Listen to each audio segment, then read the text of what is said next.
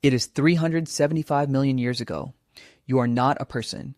You are a lobe-finned fish with delusions of grandeur, lying in warm, oxygen-starved mud, contemplating the single worst real estate decision in the history of life, leaving the water. Your fins are starting to look suspiciously like limbs, and on the ends of those limbs, something is beginning to count itself out. Why does it stop at 5? Why not 4 or 6 or a nice round 8? The answer is a frozen accident, so old you still use it every time you count your change. This is a story of how you ended up with 5 fingers. Nobody designed your hand. There was no committee.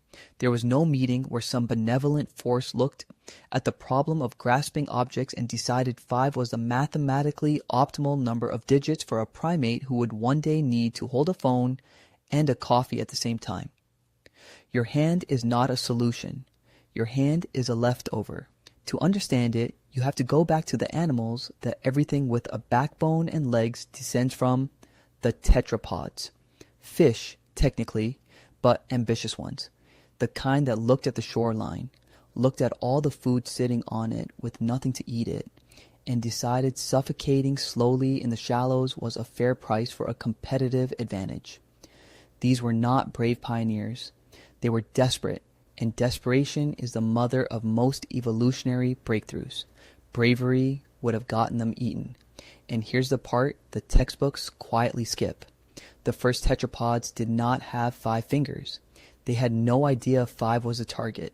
One of the earliest, an animal called acanthostega, wandered the Devonian swamps with 8 digits on each limb.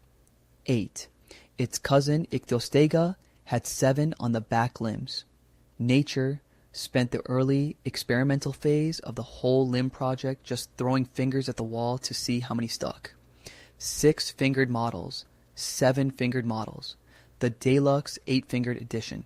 For a few million years, the number of digits on a leg was less a rule than a suggestion. You'd think that with a blank canvas and unlimited fingers, evolution would have gone big. More digits, more grip, more everything. It did the opposite. Somewhere in the murk of the Carboniferous, around 340 million years ago, the ancestors of everything alive today quietly settled on a maximum of 5. The 8-fingered fish went extinct. The 7-fingered fish went extinct.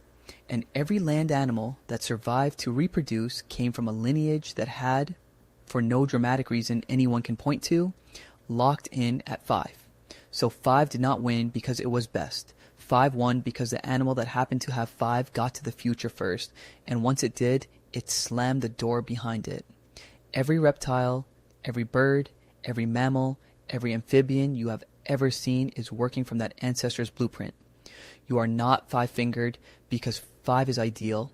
You are 5-fingered because a swamp creature 340 million years ago had 5, survived a mass extinction, and became the great-great-grandparent of essentially everything.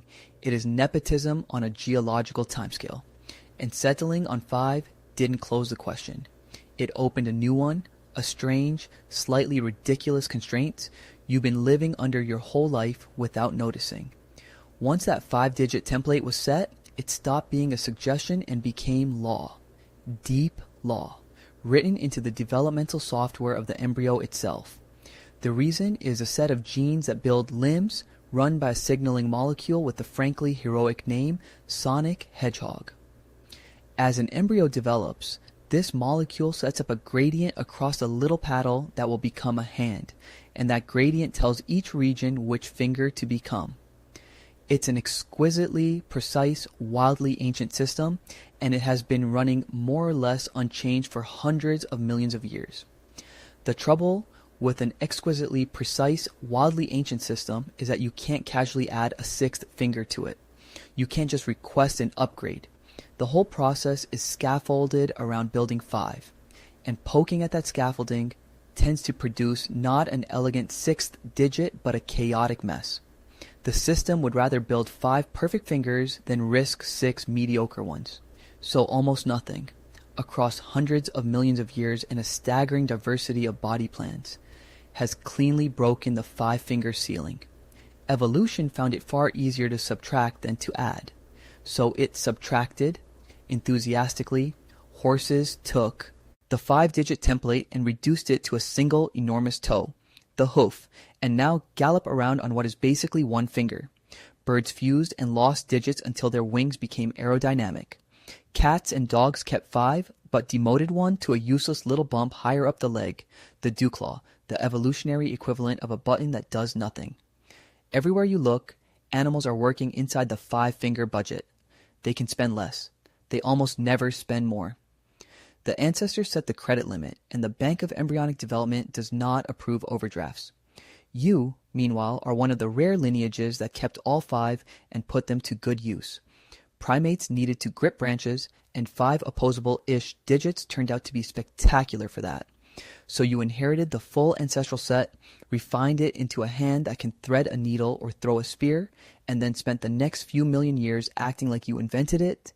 The turning point was less a breakthrough than a quiet act of theft. Primates took a limb optimized for the very specific task of not falling out of a tree and repurposed it. The grip that kept your ancestors alive in the canopy became the grip that let a later ancestor hold a rock. And a rock held in a 5-fingered hand is the beginning of technology. Not because 5 is magic, because 5 was already there, already dexterous, already paid for by 300 million years of prior R&D. When early humans started making tools, they weren't designing hands to fit the job. They were finding jobs for the hands they were stuck with. The whole trajectory of human civilization is just an increasingly elaborate excuse to use these 5 ancient swamp toes for something. And the echoes are everywhere, disguised as things you assume are just logical. You almost certainly count in base 10. 10 symbols, then you roll over and start again. There is nothing mathematically special about 10. Computers use 2. Some ancient cultures use 12 or 60, which is why we still have 60 minutes in an hour. But most human counting systems settled on 10 for the least sophisticated reason imaginable. We had 10 fingers to count on, and we ran out. Your entire numerical worldview, every price tag, every phone number, every measurement, comes downstream of a Devonian fish committing to 5 digits per limb and you inheriting 2 limbs worth. You are doing math on a fish's arbitrary lifestyle choice. It goes deeper. Gloves have 5 fingers because you do. Piano keys are grouped for 5-fingered hands. Every tool you have ever used, every doorknob, every steering wheel, every keyboard was shaped by designers unconsciously accommodating a hand whose finger count was decided before flowers existed, before dinosaurs existed, before the continents you live on had finished forming. And occasionally, the old system glitches the other way.